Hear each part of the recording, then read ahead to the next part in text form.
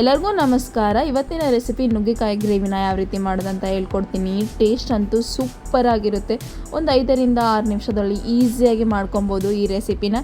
ಹಾಗಾದರೆ ಹೇಗೆ ಮಾಡೋದಂತ ನೋಡೋಣ ಬನ್ನಿ. ಯಾರಾದರೂ ಹೊಸದಾಗಿ ನೋಡ್ತಾ ಇದ್ದೀರಾ ನನ್ನ ಚಾನಲ್ನ, ಪ್ಲೀಸ್ ಸಬ್ಸ್ಕ್ರೈಬ್ ಮಾಡ್ಕೊಳ್ಳಿ, ಶೇರ್ ಮಾಡ್ಕೊಳ್ಳಿ. ಮೊದಲು ಈ ನುಗ್ಗೆಕಾಯಿ ಗ್ರೇವಿ ಮಾಡ್ಕೊಳ್ಳೋದಕ್ಕೆ ಗ್ಯಾಸ್ ಸ್ಟವ್ ಮೇಲೆ ಒಂದು ಕಡಾಯಿ ಇಟ್ಟಿದ್ದೀನಿ. ಅದಕ್ಕೆ 1 ಕಪ್ ಆಗೋಷ್ಟು ಶೇಂಗಾ ಸೇರಿಸಿದ್ದೀನಿ, 1 ಕಪ್ ಆಗೋಷ್ಟು ಕೊಬ್ಬರಿ ಸೇರಿಸಿದ್ದೀನಿ, ಒಂದು ಅರ್ಧ ಕಪ್ ಆಗೋಷ್ಟು ಬಿಳಿ ಎಳ್ಳು ಸೇರಿಸಿದ್ದೀನಿ. ಇದಕ್ಕೆ ಒಂದು 2 ಟೇಬಲ್ ಸ್ಪೂನ್ ಆಗೋಷ್ಟು ಕುಕ್ಕಿಂಗ್ ಆಯಿಲ್ ಸೇರಿಸಿ ಈಗ ಲೋ ಫ್ಲೇಮಲ್ಲಿ ಚೆನ್ನಾಗಿ ಫ್ರೈ ಮಾಡ್ಕೊಳ್ಳಿ. ನೋಡ್ತಾ ಇರ್ಬೋದು ಸ್ವಲ್ಪ ಚಟಪಟ ಅನ್ನೋ ಥರ ಒಂದು 2ರಿಂದ 3 ನಿಮಿಷ ಲೋ ಫ್ಲೇಮಲ್ಲಿ ಚೆನ್ನಾಗಿ ಫ್ರೈ ಮಾಡ್ಕೊಳ್ಳಿ. ಇದಕ್ಕೆ 1-2 ಮೆಣಸು, 1-2 ಲವಂಗ, ಒಂದು ಸ್ವಲ್ಪ ಚಕ್ಕೆ ಸೇರಿಸಿ ಈಗ ಇನ್ನೊಮ್ಮೆ ಚೆನ್ನಾಗಿ ಫ್ರೈ ಮಾಡ್ಕೊತಾ ಇದ್ದೀನಿ. ಬಿಳಿ ಎಳ್ಳು ಸೇರಿಸಿ ಈ ರೆಸಿಪಿನ ಮಾಡಿ ಟೇಸ್ಟ್ ಅಂತೂ ಸೂಪರ್ ಆಗಿ ಬರುತ್ತೆ. ನೆಕ್ಸ್ಟ್ ಟೈಮ್ ಇದೇ ಥರ ಈ ವಿಧಾನದಲ್ಲೇ ಮಾಡ್ತೀರಾ, ಸೂಪರ್ ಆಗಿರುತ್ತೆ. ಇದಕ್ಕೆ ಒಂದು ಅರ್ಧ ಹಿಡಿ ಆಗೋಷ್ಟು ಕೊತ್ತಂಬರಿ ಸೇರಿಸಿ ಕೊತ್ತಂಬರಿ ಈಗ ಚೆನ್ನಾಗಿ ಫ್ರೈ ಮಾಡ್ಕೊಳ್ಳಿ. ಫ್ಲೇವರ್ ತುಂಬ ಚೆನ್ನಾಗಿ ಬರುತ್ತೆ, ಹಾಗಾಗಿ ಇದರಲ್ಲೇ ನಾನು ಕೊತ್ತಂಬರಿ ಕೂಡ ಫ್ರೈ ಮಾಡ್ಕೊತಾ ಇದ್ದೀನಿ. ಫ್ರೈ ಮಾಡ್ಕೊಂಡ ನಂತರ ಇದನ್ನು ಈಗ ಒಂದು ಸಣ್ಣದಾಗಿರೋ ಮಿಕ್ಸಿ ಜಾರ್ಗೆ ಸೇರಿಸಿ ರುಬ್ಕೊಳ್ಳಿ. ಈಗ ನೋಡ್ತಾ ಇರ್ಬೋದು ಎಲ್ಲ ಫ್ರೈ ಮಾಡ್ಕೊಂಡಿರೋ ದಿನಸಿ ಎಲ್ಲ ಸೇರಿಸಿ ನಾನು ಗ್ರೈಂಡ್ ಮಾಡಿ ಪೇಸ್ಟ್ನ ಸೈಡ್ಗೆ ಎತ್ತಿಟ್ಬಿಡ್ತಾ ಇದ್ದೀನಿ. ಬಾಣಲಿಗೆ ಒಂದು 4ರಿಂದ 5 ಟೇಬಲ್ ಸ್ಪೂನ್ ಆಗೋಷ್ಟು ಕುಕ್ಕಿಂಗ್ ಆಯಿಲ್ ಸೇರಿಸ್ತಾ ಇದ್ದೀನಿ. ಈಗ ನೋಡ್ತಾ ಇರ್ಬೋದು ನಾನು ಇವಾಗ ನುಗ್ಗೆಕಾಯಿ ಸೇರಿಸ್ತಾ ಇದ್ದೀನಿ. ಆಲ್ರೆಡಿ ಚಿಪ್ಪೆ ತೆಗೆದು ರೆಡಿ ಮಾಡಿಟ್ಕೊಂಡಿರುವಂತಹ ನುಗ್ಗೆಕಾಯಿ ಸೇರಿಸ್ತಾ ಇದ್ದೀನಿ. ಒಂದು 7ರಿಂದ 8 ನುಗ್ಗೆಕಾಯಿನ ಕಟ್ ಮಾಡಿ ರೆಡಿ ಮಾಡಿಟ್ಕೊಂಡಿರೋ ನುಗ್ಗೆಕಾಯಿನ ಸೇರಿಸಿದ್ದೀನಿ. ಇದಕ್ಕೆ 1 ಟೇಬಲ್ ಸ್ಪೂನ್ ಆಗೋಷ್ಟು ಉಪ್ಪು, ಒಂದು ಅರ್ಧ ಟೇಬಲ್ ಸ್ಪೂನ್ ಆಗೋಷ್ಟು ಅರಿಶಿನ ಪುಡಿ ಸೇರಿಸಿ ಈಗ ಚೆನ್ನಾಗಿ ಮಿಕ್ಸ್ ಮಾಡ್ಕೊಳ್ಳಿ. ಮಿಕ್ಸ್ ಮಾಡ್ಕೊಂಡ ನಂತರ ಆಯಿಲಲ್ಲಿ ಚೆನ್ನಾಗಿ ಫ್ರೈ ಆಗಬೇಕದು. ಈಗ 1-2ರಿಂದ 3 ನಿಮಿಷ ಚೆನ್ನಾಗಿ ಫ್ರೈ ಮಾಡ್ಕೊಂಬಿಟ್ರೆ ಸಾಕಾಗುತ್ತೆ. ಈಗ ನೋಡ್ತಾ ಇರ್ಬೋದು ಸ್ವಲ್ಪ ಕಲರ್ ಕೂಡ ಚೇಂಜ್ ಆಗಿದೆ.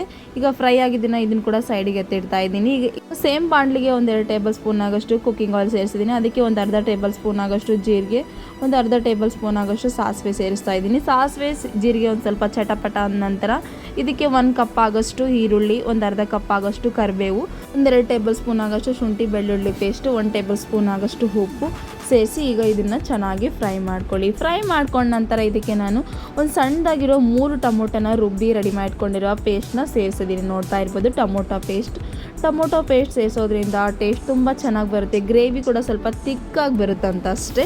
ನೀವೇನಾದರೂ ಹುಳಿ ಕಡಿಮೆ ತಿಂತೀನಿ ಅಂದರೆ 1-2 ಟೊಮೊಟೊ ಹಾಕ್ಕೊಳ್ಳಿ, ಸಾಕಾಗುತ್ತೆ. ಈಗ ನೋಡ್ತಾ ಇರ್ಬೋದು ಚೆನ್ನಾಗಿ ಫ್ರೈ ಮಾಡ್ಕೊಳ್ಳಿ. 1-2ರಿಂದ 3 ನಿಮಿಷ ಫ್ರೈ ಮಾಡಿಕೊಂಡ್ರೆ ಸಾಕಾಗುತ್ತೆ. ಸ್ವಲ್ಪ ಹಸಿ ಸ್ಮೆಲ್ಲೆಲ್ಲ ಹೋಗಬೇಕು, ಆ ಥರ ಚೆನ್ನಾಗಿ ಫ್ರೈ ಮಾಡ್ಕೊಳ್ಳಿ. ಫ್ರೈ ಮಾಡ್ಕೊಂಡ ನಂತರ ಇದಕ್ಕೆ ಟೇಬಲ್ ಸ್ಪೂನ್ ಆಗೋಷ್ಟು ಹಚ್ಚ ಖಾರದ ಪುಡಿ ಸೇರಿಸ್ತಾ ಇದ್ದೀನಿ. ಆಲ್ರೆಡಿ ನಾವು ಸಾಲ್ಟ್ ಸೇರಿಸಿದ್ವಲ್ಲ, ಹಾಗಾಗಿ ನೋಡಿಕೊಂಡು ಸೇರಿಸ್ಕೊಳ್ಳಿ.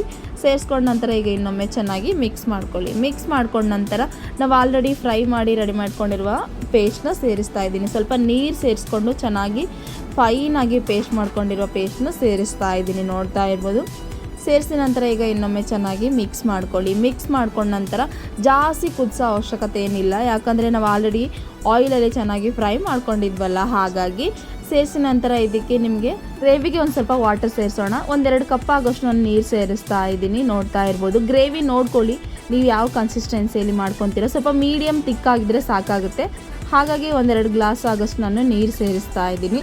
ಸೇರಿಸಿದ ನಂತರ ಈಗ ಇನ್ನೊಮ್ಮೆ ಚೆನ್ನಾಗಿ ಮಿಕ್ಸ್ ಮಾಡ್ಕೊಳ್ಳಿ. ಮಿಕ್ಸ್ ಮಾಡ್ಕೊಂಡ ನಂತರ ಈಗ 1-2ರಿಂದ 3 ನಿಮಿಷ ಈಗ ಚೆನ್ನಾಗಿ ಕುದಿಸ್ಕೋಬೇಕು, ಹಾಗಾಗಿ ಲಿಡ್ ಕ್ಲೋಸ್ ಮಾಡಿ ಇಟ್ಬಿಡಿ.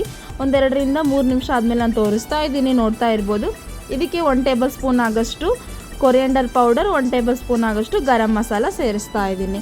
ಈಗ ಸೇರಿಸಿದ ನಂತರ ಈಗ ಇನ್ನೊಮ್ಮೆ ಚೆನ್ನಾಗಿ ಮಿಕ್ಸ್ ಮಾಡ್ಕೊಳ್ಳಿ. ಲೋ ಫ್ಲೇಮಲ್ಲಿ ಇಟ್ಕೊಂಡೆ ಕುದಿಸ್ಕೊಳ್ಳಿ, ಹೈ ಫ್ಲೇಮಲ್ಲಿ ಇಟ್ಕೊಳ್ಳೋಕೆ ಹೋಗಬೇಡಿ, ಇಲ್ಲಾಂದರೆ ಬೇಗ ಸೀದೋಗ್ಬಿಡುತ್ತೆ. ಸ್ವಲ್ಪ ಗ್ರೇವಿ ಕೂಡ ಸ್ವಲ್ಪ ತಿಕ್ಕಾಗಿ ಮಾಡ್ಕೊಂಡಿದ್ವಲ್ಲ, ಹಾಗಾಗಿ ಈಗ ನೋಡ್ತಾ ಇರ್ಬೋದು ಚೆನ್ನಾಗಿ ಕುದ್ದಿದೆ. ಇದಕ್ಕೆ ನಾವು ಆಲ್ರೆಡಿ ಫ್ರೈ ಮಾಡಿ ರೆಡಿ ಮಾಡಿ ಇಟ್ಕೊಂಡಿರುವಂತಹ ನುಗ್ಗೆಕಾಯಿನ ಸೇರಿಸೋಣ. ಈ ಸ್ಟೇಜಲ್ಲಿ ನುಗ್ಗೆಕಾಯಿನ ಸೇರಿಸ್ಕೊಳ್ಳಿ.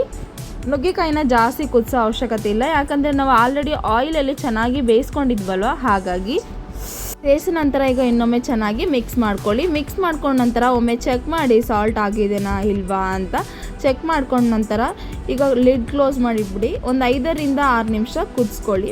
ಮೀಡಿಯಮ್ ಫ್ಲೇಮಲ್ಲೇ ಇಟ್ಕೊಳ್ಳಿ, ಈ ಹೈ ಫ್ಲೇಮಲ್ಲಿ ಇಟ್ಕೊಂಡು ಕುದಿಸ್ಕೊಳ್ಳೋಕೆ ಹೋಗಬೇಡಿ, ಟೇಸ್ಟ್ ಚೆನ್ನಾಗಿ ಬರಲ್ಲ, ಮತ್ತು ಕೆಳಗಡೆ ಎಲ್ಲ ಸೀದೋಗ್ಬಿಡುತ್ತೆ, ಹಾಗಾಗಿ ಮತ್ತು ಫ್ಲೇವರ್ ಕೂಡ ಚೆನ್ನಾಗಿ ಬರೋಂಗಿಲ್ಲ. ಈಗ ನೋಡ್ತಾ ಇರ್ಬೋದು ಆಯಿಲ್ ಎಲ್ಲ ಮೇಲೆ ಬಂದು ಎಷ್ಟು ಚೆನ್ನಾಗಿ ರೆಡಿಯಾಗಿದೆ ಅಂತ ನುಗ್ಗೆಕಾಯಿ ಗ್ರೇವಿ. ಇದಕ್ಕೆ ಫೈನಲ್ ಆಗಿ ಕೊತ್ತಂಬರಿ ಆ್ಯಡ್ ಮಾಡೋಣ. ಈಗ ನೋಡ್ತಾ ಇರ್ಬೋದು ಸೂಪರ್ ಟೇಸ್ಟಿಯಾಗಿರುವ ನುಗ್ಗೆಕಾಯಿ ಗ್ರೇವಿ ರೆಡಿಯಾಗಿದೆ. ಚಪಾತಿಗೆ, ರೈಸಿಗೆ, ರೊಟ್ಟಿಗೆ ಎಲ್ಲದಕ್ಕೂ ಸೂಪರ್ ಆಗಿರುತ್ತೆ. ಖಂಡಿತ ನೀವು ಒಂದು ಸಲ ನಿಮ್ಮ ಮನೆಯಲ್ಲಿ ಟ್ರೈ ಮಾಡಿ. ಹೇಗಿದೆ ಅಂತ ನನಗೆ ಕಮೆಂಟ್ ಬಾಕ್ಸಲ್ಲಿ ತಿಳಿಸ್ಕೊಡೋದು ಮರಿಬೇಡಿ. ಪ್ಲೀಸ್ ಲತಾ ವೆಂಕಟೇಶ್ ಯೂಟ್ಯೂಬ್ ಚಾನಲ್ಗೆ ಸಬ್ಸ್ಕ್ರೈಬ್ ಮಾಡಿ, ಶೇರ್ ಮಾಡಿ. ಥ್ಯಾಂಕ್ ಯು ಸೋ ಮಚ್ ನನ್ನ ವಿಡಿಯೋ ನೋಡಿದ್ದಕ್ಕೆ. ಮತ್ತೆ ಹೊಸ ವಿಡಿಯೋ ಜೊತೆ ಮತ್ತೆ ಸಿಗ್ತೀನಿ. Thank you.